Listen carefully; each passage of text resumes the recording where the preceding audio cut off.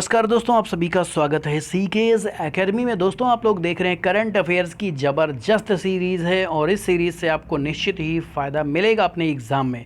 देखिए, यहाँ पर अभी तक आप लोग देख रहे थे अगस्त माह के सेकंड वीक को, लेकिन अब आप पढ़ेंगे थर्ड वीक को। ठीक है, यहाँ से थर्ड वीक स्टार्ट होगा।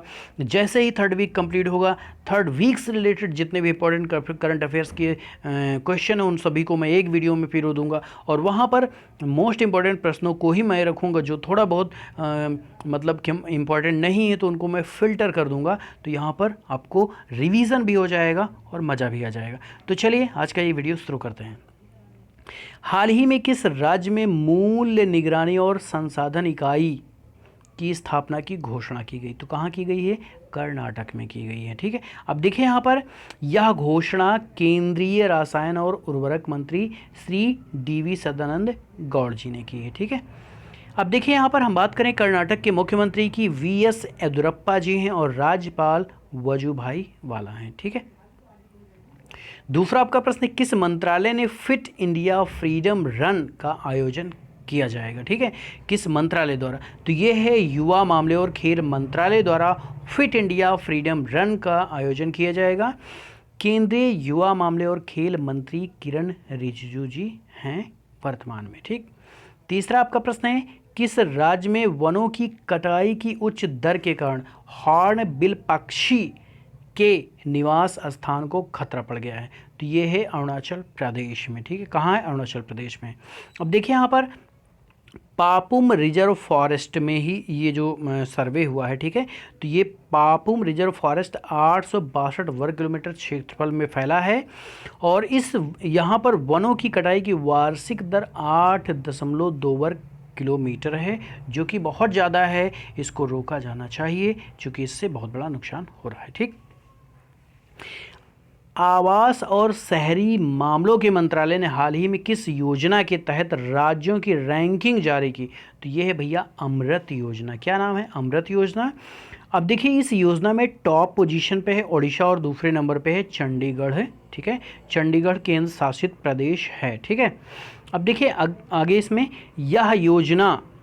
इस योजना का उद्देश्य राज्य के शहरी क्षेत्रों में घरों में पाइप से जल की आपूर्ति करना है। ठीक, पांचवा आपका प्रश्न है, हाल ही में किस देश को 500 मिलियन अमेरिकी डॉलर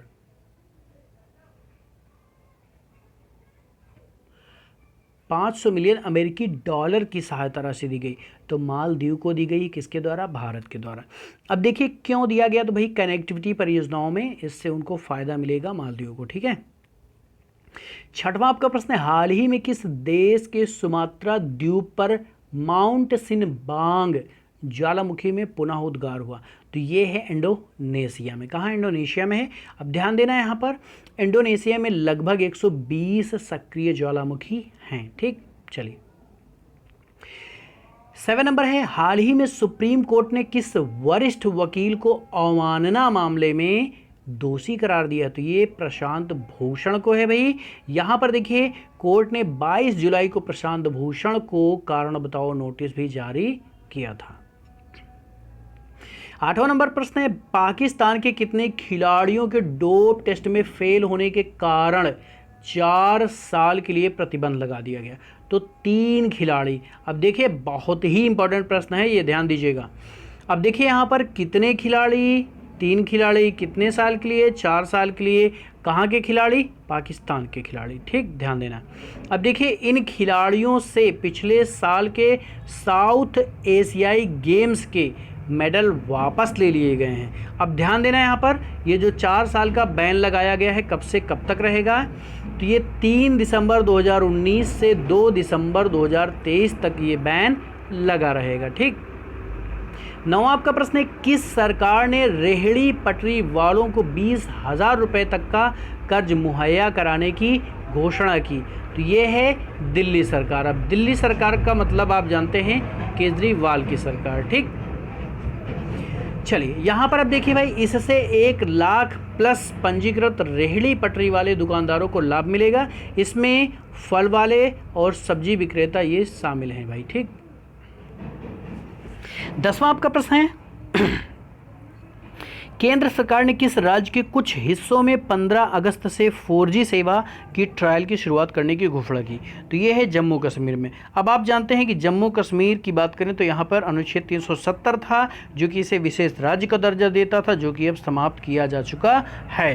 अब जम्मू कश्मीर में आप जानते हैं कि एक दाची ग्राम राष्ट्रीय उद्यान है जो कि बहुत फेमस है। ये हंगुल मृग के लिए जाना जाता है।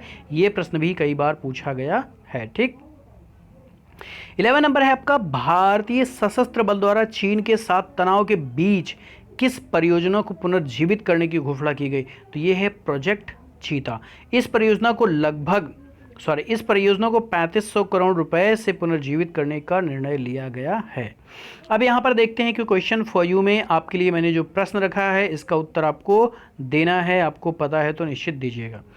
हाल ही में किस देश ने पाकिस्तान के लिए कर्ज और तेल की आपूर्ति पर रोक लगा दी?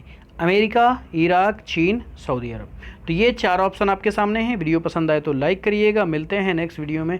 Thank you so much.